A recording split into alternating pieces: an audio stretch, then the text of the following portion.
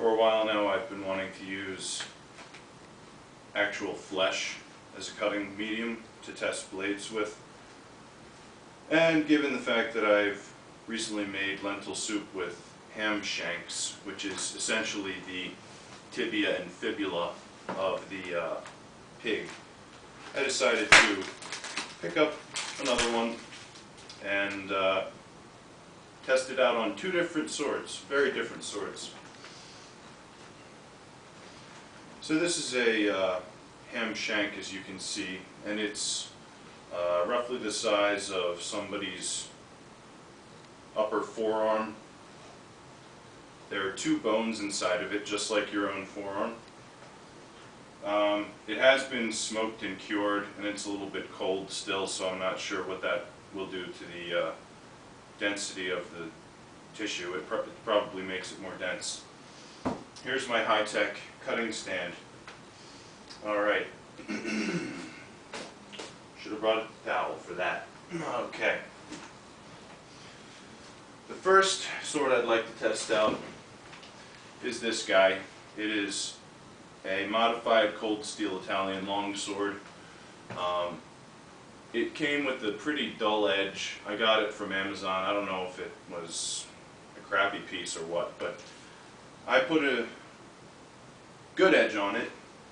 One of the main ways you test an edge is to cut paper.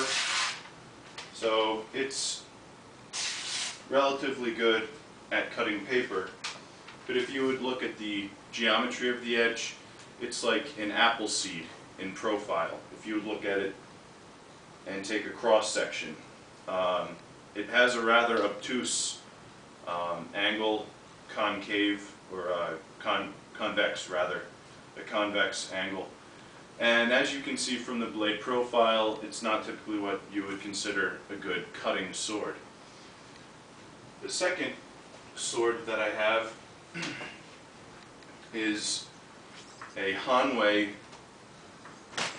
Chinese war sword. Now, this is a much different weapon. It's also much, much sharper.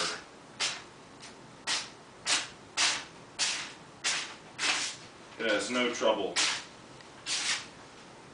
cutting paper, much sharper. And the blade is much wider from tip to spine, and it's just, as you can see, meant to cut. So first I'd like to try just a general kind of two-handed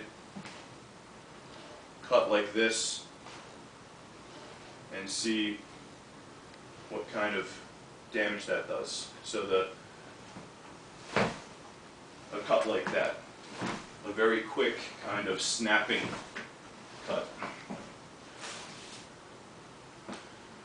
Stand's probably going to fall down when I do this.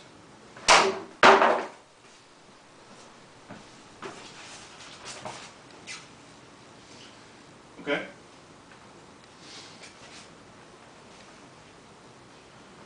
So that was pretty poor aim, but I cut off a piece about that big. It just went right through. Let's try again. I'll try with better aim this time. Hopefully I don't cut my couch. Although there's a very distinct possibility that I will.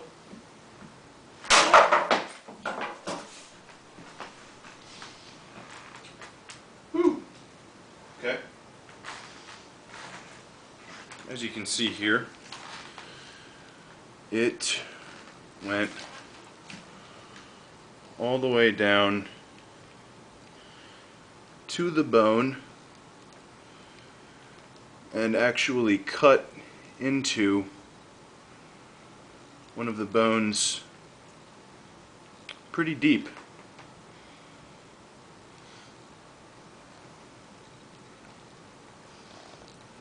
Now imagine if that was your forearm. That would be pretty devastating. Your arm wouldn't work very well after that, would it? Okay, let's try with the Chinese war sword now. Luckily, I have another high-tech cutting stand.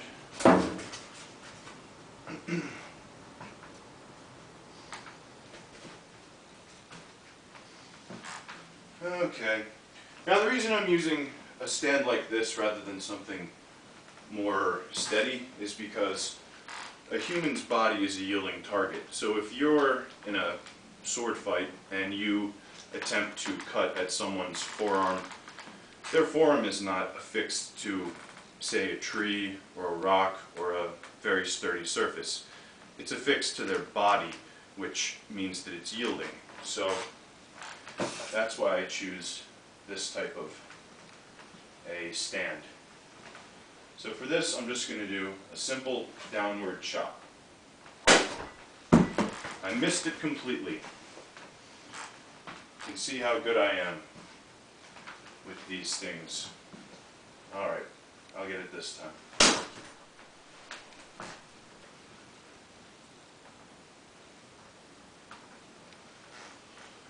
Huh.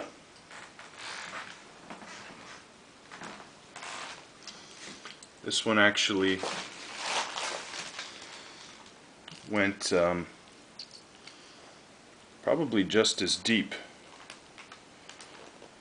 However, it also went through bone.